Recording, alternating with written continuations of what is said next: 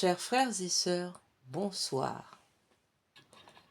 Il est 2h42 du matin et nous allons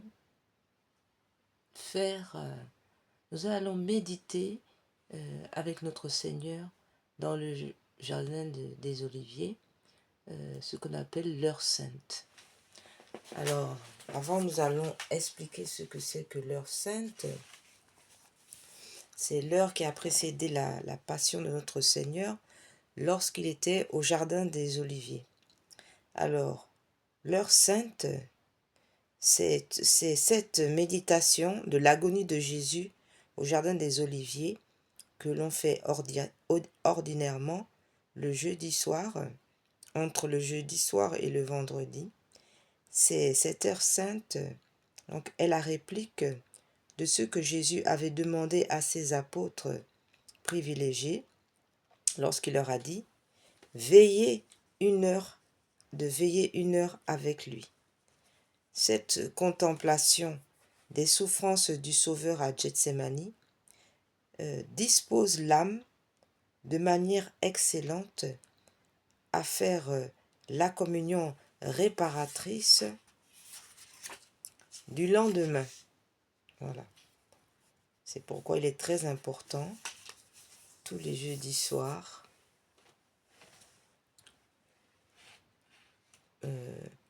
même très tard, de méditer l'heure sainte.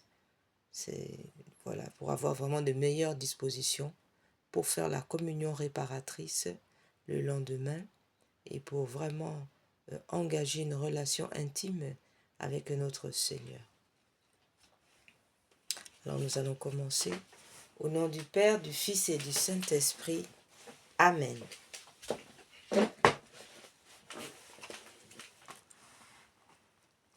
Méditation pour l'heure sainte.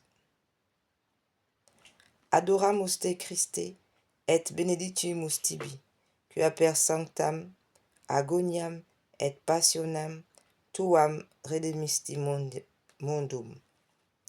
Nous vous adorons, ô Christ, et nous vous bénissons, parce que vous avez sauvé le monde par votre agonie et votre passion. Première agonie de Jésus. Et progressus puissum procidit in faciem suam orant.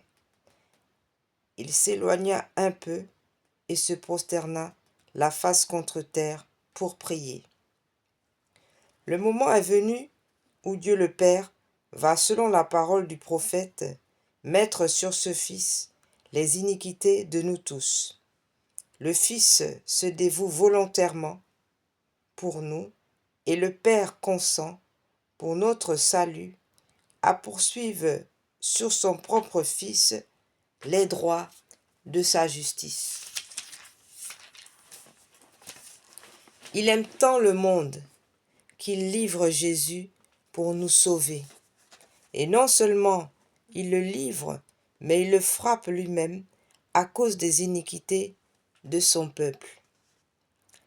Il fait plus encore, car pour rendre son sacrifice plus méritoire, il le lui fait accomplir dans l'infirmité de la nature humaine, en lui retirant en quelque sorte sa divinité, pour laisser son âme et son corps aux prises avec les infirmités de la chair, en face des iniquités du monde et des souffrances de sa passion. Dominus voluit confere eums in infirmitate. Le Seigneur a voulu le broyer dans la faiblesse, a dit le prophète Isaïe. Puis, il le laisse lui-même, car il ajoute encore par la bouche de son prophète, in momento indignationis obscondi, facem meam parumper. Au jour de ma colère, je lui ai momentanément caché ma face. À genoux et le front penché sur terre. Jésus s'offre donc comme victime pour les péchés du monde. Mais la justice demandait pour pouvoir frapper que cette victime innocente assuma volontairement sur elle-même les iniquités à expier et qu'elle consentit à la satisfaction immense qu'il fallait offrir. C'est alors que se présentent devant lui tous les crimes de l'humanité, depuis le péché d'Adam jusqu'aux dernières iniquités qui seront commises jusqu'à la fin du monde. Elles se présentent toutes comme pour rentrer en lui, pour devenir lui-même, à mesure qu'il consent à les assumer.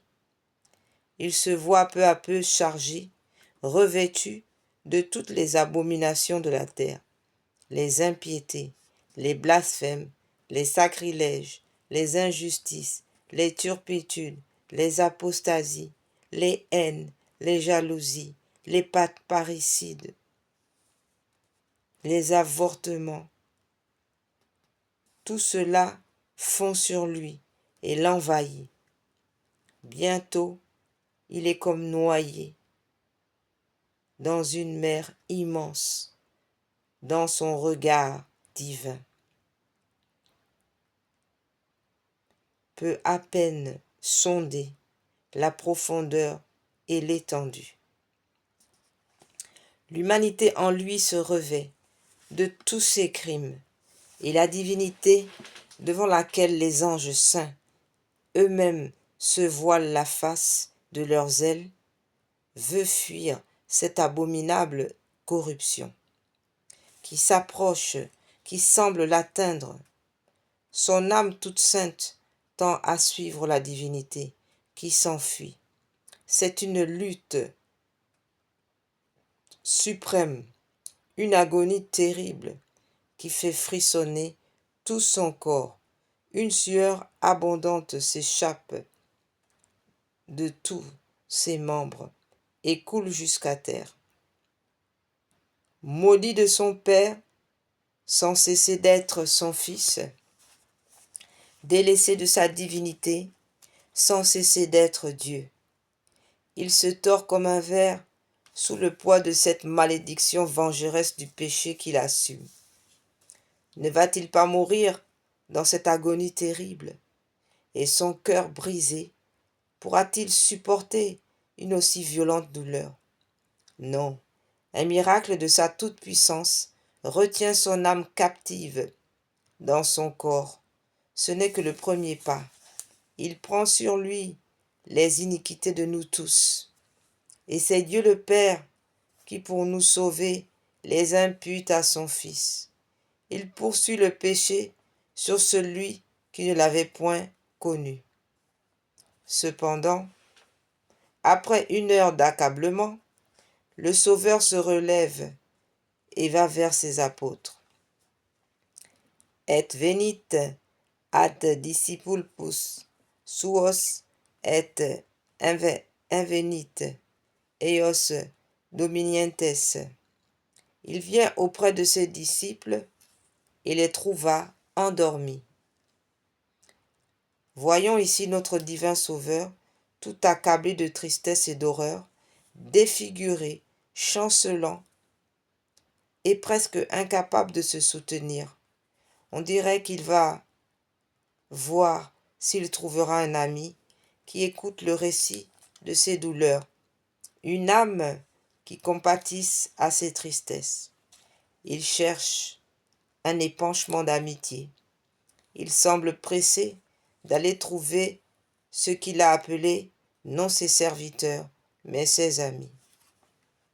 Il se hâte vers ses apôtres pour demander consolation et assistance.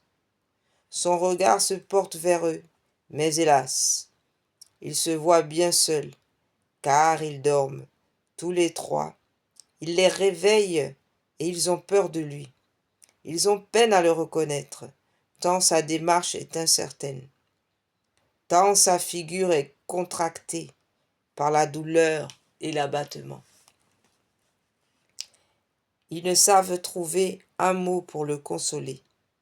Il faut au contraire qu'il les ranime lui-même. Et après leur avoir fait un amical reproche de ce qu'ils n'ont pu veiller avec lui, il les quitte en leur disant encore « Veillez et priez, afin que vous n'entriez point en tentation, car l'esprit est prompt, mais la chair est faible. » Prions. Ô Jésus, notre adorable Sauveur, vous voilà donc chargé de toutes nos iniquités. Ce n'est plus à nous que votre Père céleste les attribue. Il vient de vous en charger, vous, son Fils bien-aimé.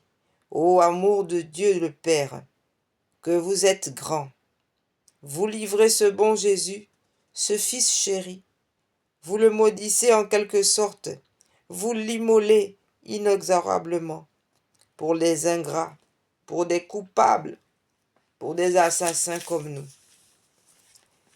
Et vous, ô Jésus, qui vous offrez à votre Père comme victime pour satisfaire à la justice, vous voilà écrasé, broyé sous le poids de nos iniquités.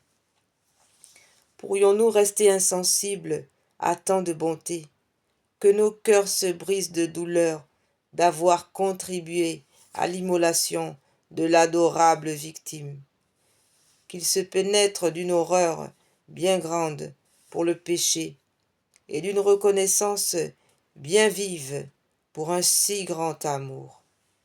Mettez, ô Seigneur Jésus, ces dispositions en nos cœurs. Nous vous le demandons par les mérites de cette grande douleur que vous a causé la vue de toutes nos iniquités. Comme vos apôtres, nous nous sommes endormis. Nous n'avons pas songé à votre délaissement dans le sacrement de votre amour. Pardon, ô Jésus, de notre insensibilité. Pardon d'avoir été si infidèles. Donnez-nous de pouvoir désormais veiller, gémir et prier avec vous, d'être fidèles et dévoués. Nous vous en supplions, par les mérites de la douleur poignante que vous avez éprouvée en vous voyant délaissés par vos apôtres. Ainsi soit-il.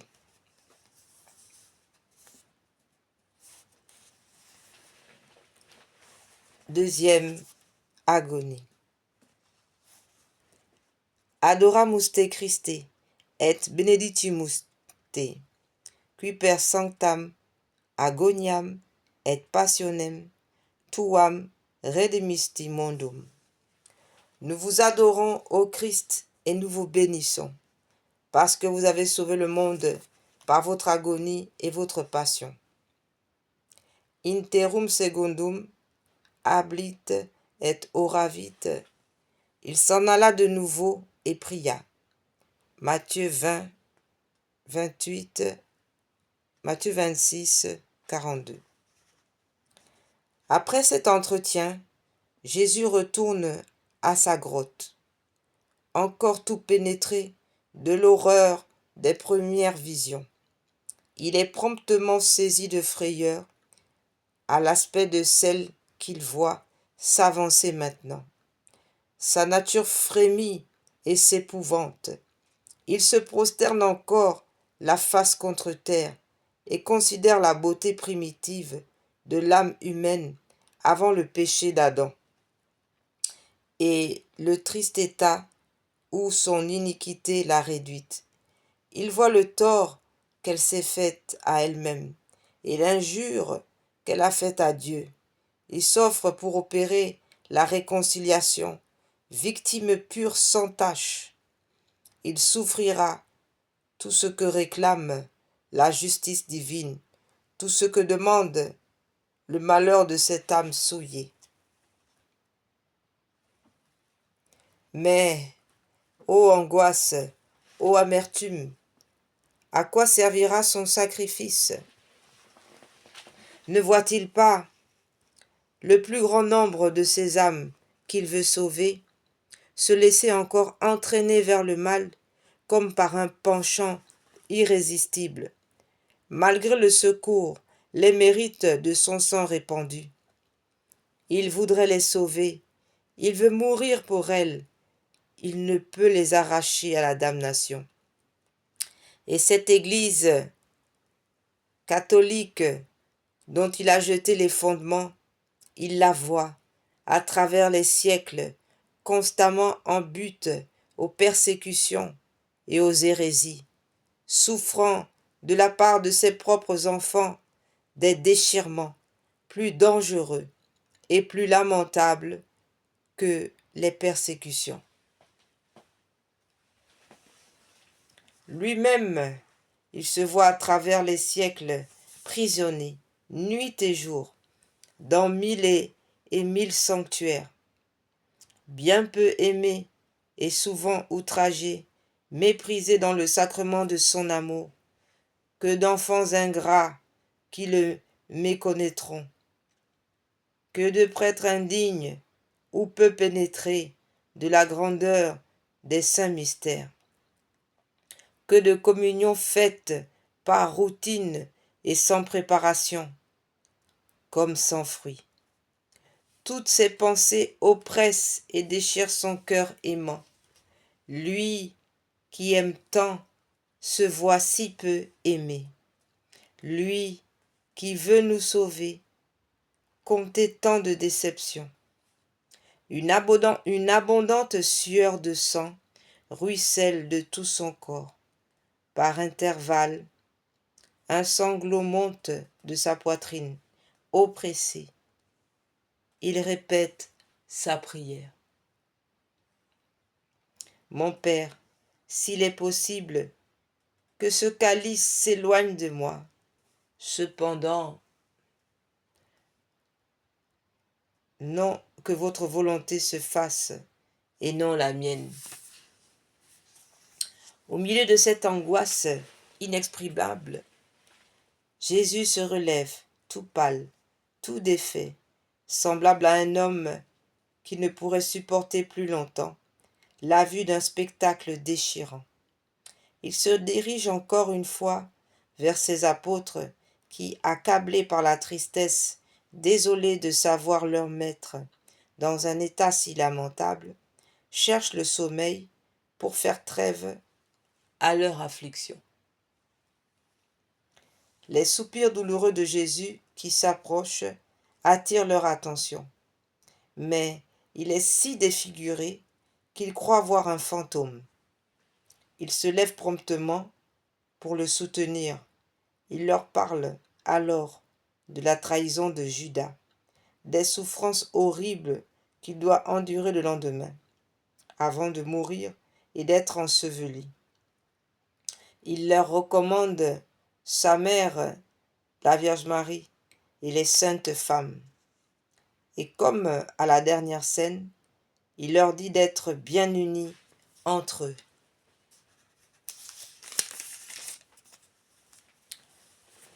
Tout cela a quelque chose de bien triste et de bien solennel à la fois, en un tel lieu, à une pareille heure, avec un tel accent.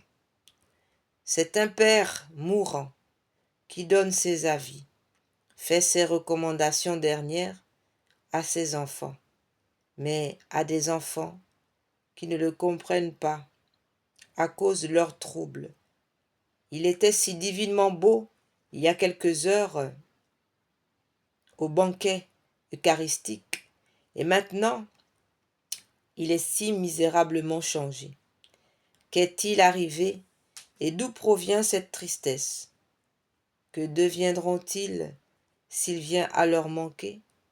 Se serait-il égaré en se déclarant ses disciples?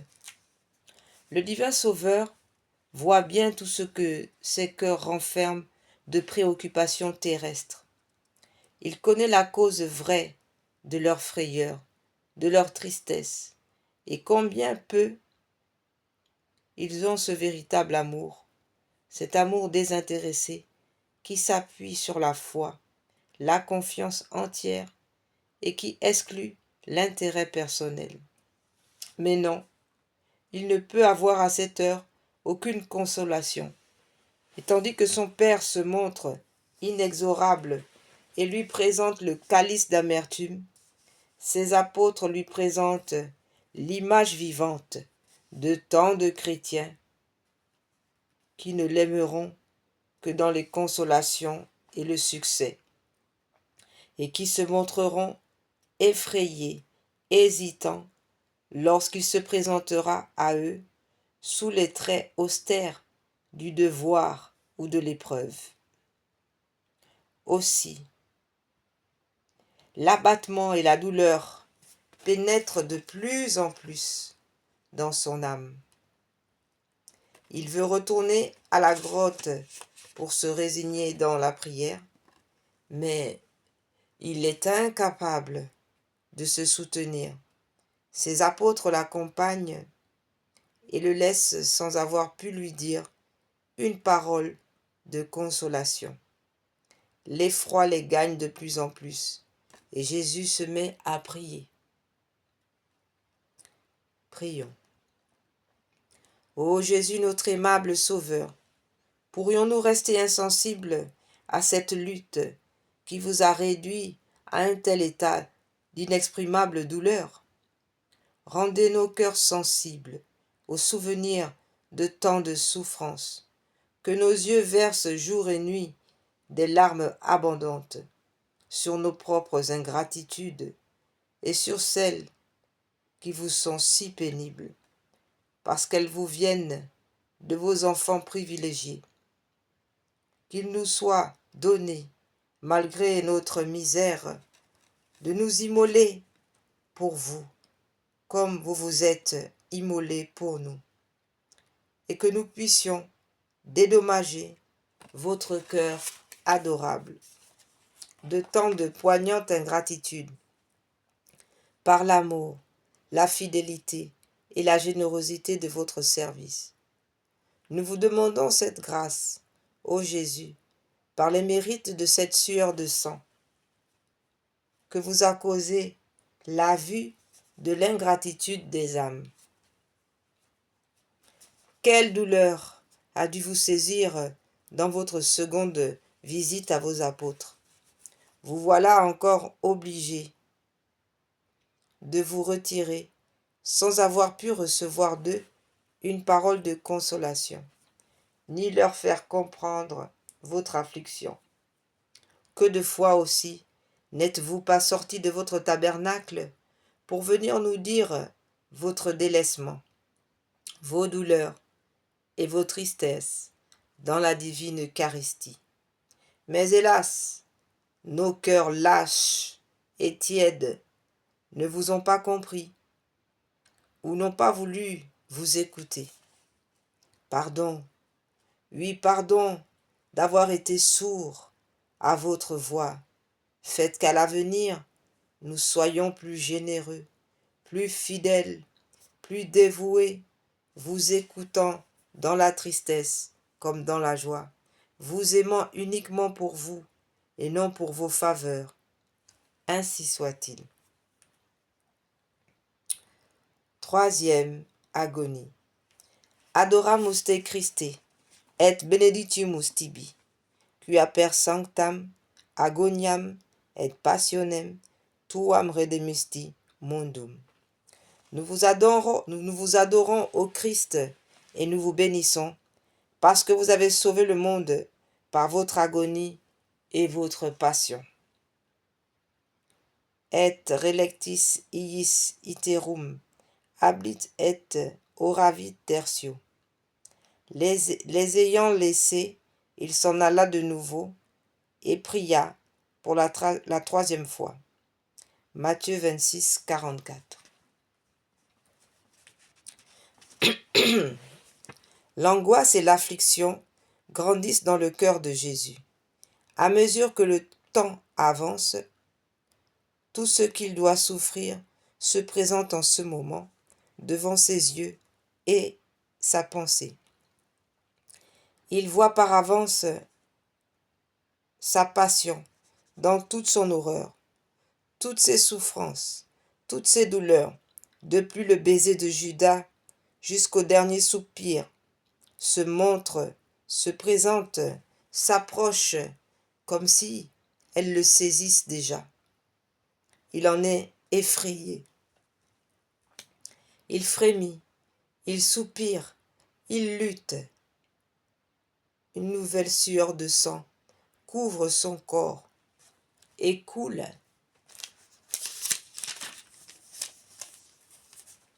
jusqu'à terre, en larges gouttes. Ah, quelle lutte, quel combat entre sa nature qui fléchit et son amour pour les âmes qui périssent. Mon Père, s'écrie-t-il, s'il est possible, que ce calice s'éloigne de moi. Mais ne voit-il pas, de son regard divin, les limbes s'ouvrir devant ses yeux, et toutes les âmes qui s'y trouvent renfermées se présenter comme pour le supplier de ne pas reculer devant le sacrifice, de ne pas les laisser plus longtemps captives, loin de Dieu, dans cette prison où elles languissent.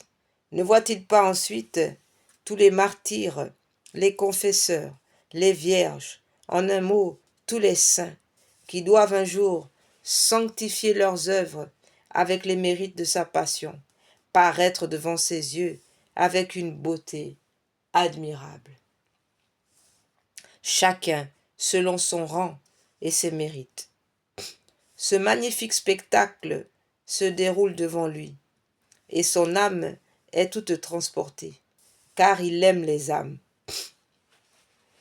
Et s'il le fallait, il souffrirait pour une seule tout ce qu'il doit souffrir.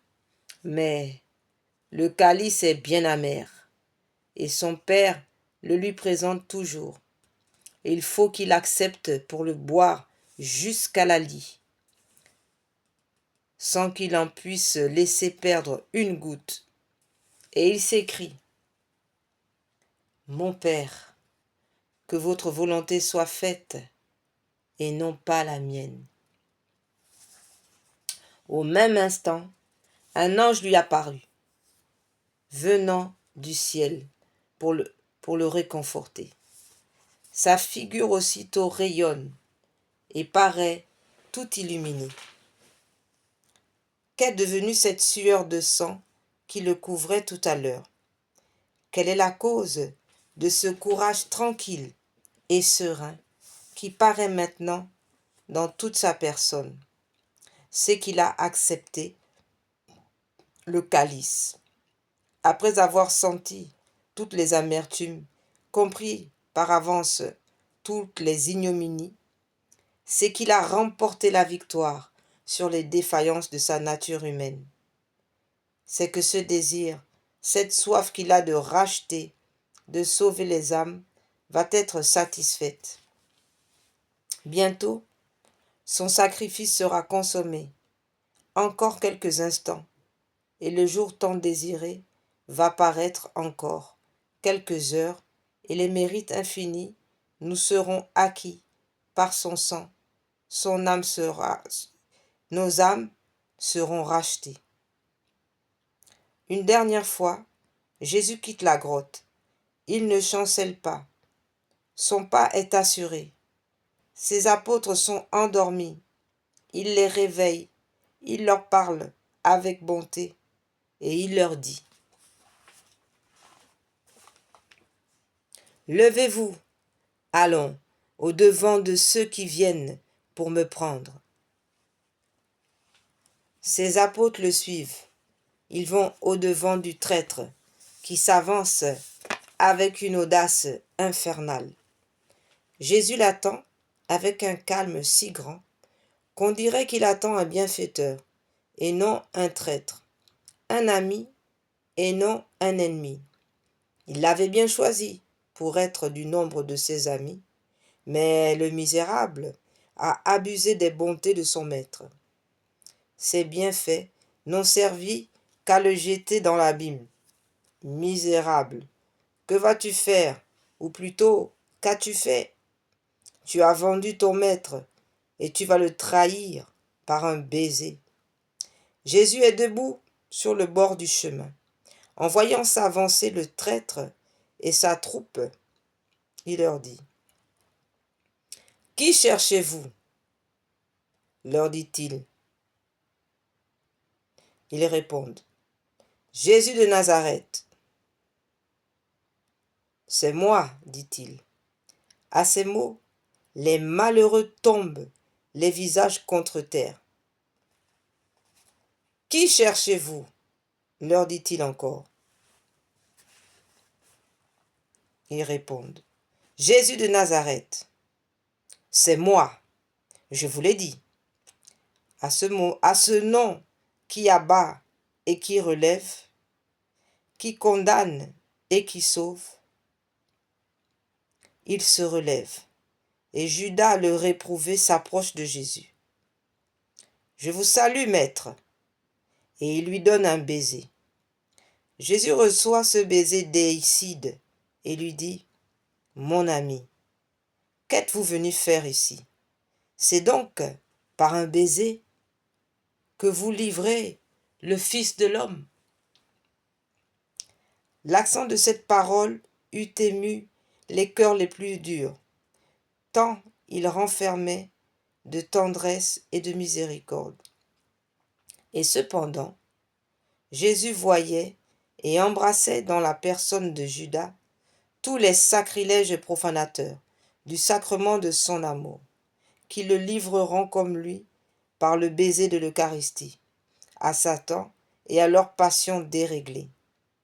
Le traître demeure insensible et il regarde faire les soldats qui, au signal convenu, se jettent sur son maître, le saisissent et le garrottent, l'entraînent et commence cette longue série d'outrages, de brutalités, d'indignes traitements et de supplices dont se compose la passion du Sauveur. L'agneau de Dieu est aux mains de ces barbares ennemis, livré par Judas au peuple déicide des pécheurs, qui va concentrer sur lui toutes les haines, toutes les cruautés. Le sacrifice venait d'être consenti par le Fils, accepté par le Père. Il commence maintenant à Gethsémani et se terminera demain au Golgotha. Prions. Jésus, notre divin Sauveur, voilà donc votre sacrifice accepté. L'amour que vous avez pour nous est trop grand pour reculer devant aucune douleur. Pourrions-nous, à notre tour, vous refuser quelque chose? Pourrions-nous ne pas marcher à grands pas dans la voie des sacrifices pour consoler votre divin cœur en vous montrant en nos âmes l'efficacité de votre rédemption? Accordez-nous de suivre de près vos traces dans le chemin de l'immolation et des sacrifices, afin qu'après vous avoir aimé, imité et suivi sur la terre, nous ayons le bonheur de jouir éternellement avec vous des mérites que vous nous avez procurés, en venant ici-bas vivre, souffrir et mourir pour nous sauver. Ainsi soit-il.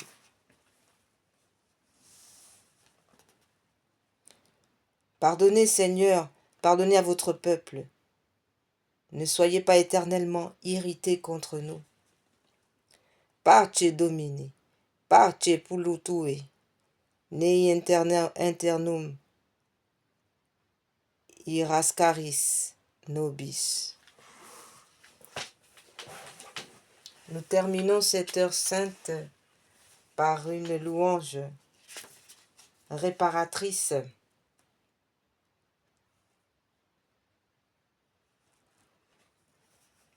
Dans ce chant que nous allons faire, voilà ce que nous dirons.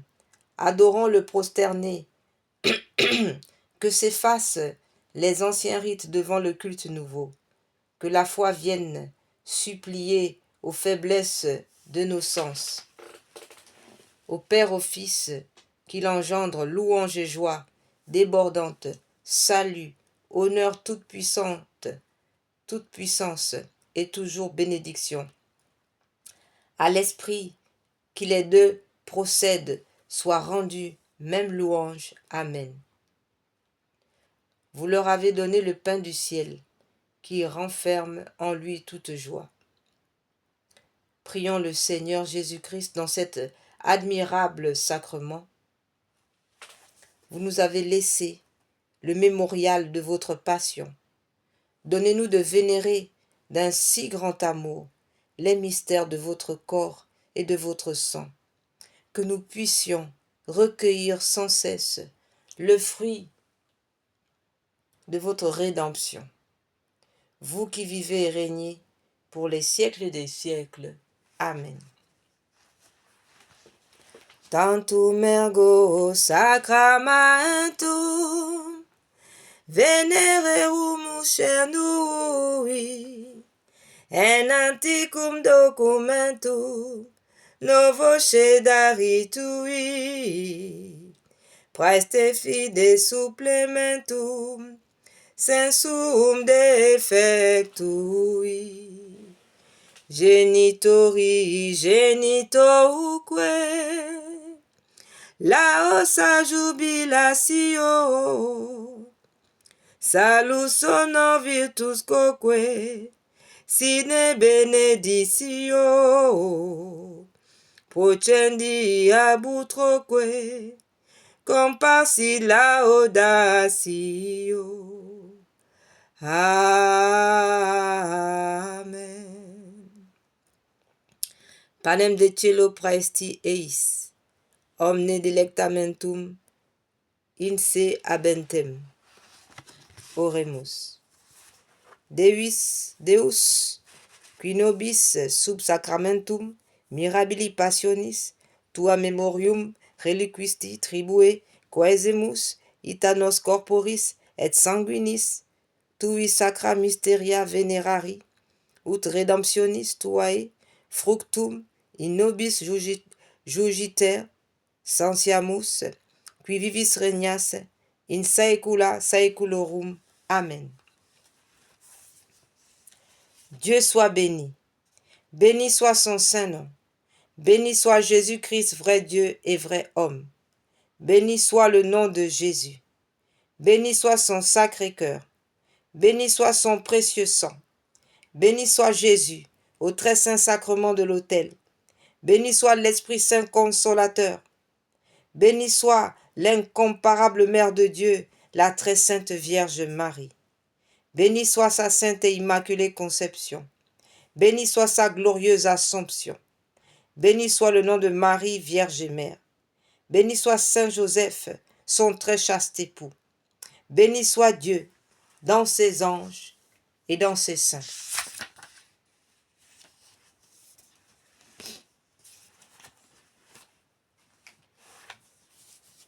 Frères et sœurs, nous sommes arrivés au terme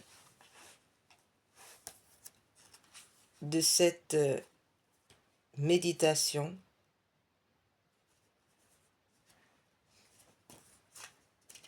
Et nous allons terminer. Voilà.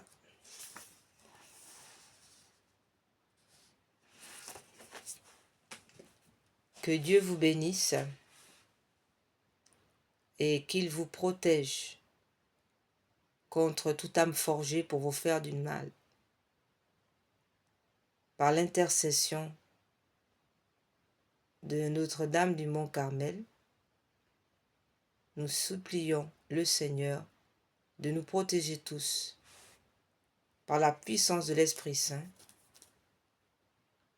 qui fasse couler le précieux sang de notre Seigneur Jésus sur nous, afin que toute âme forgée tout attentat contre nous soit réduit à l'impuissance totale et irréversible. Ainsi soit-il. In nomine Patris, in Filio, in Spiritus. Amen.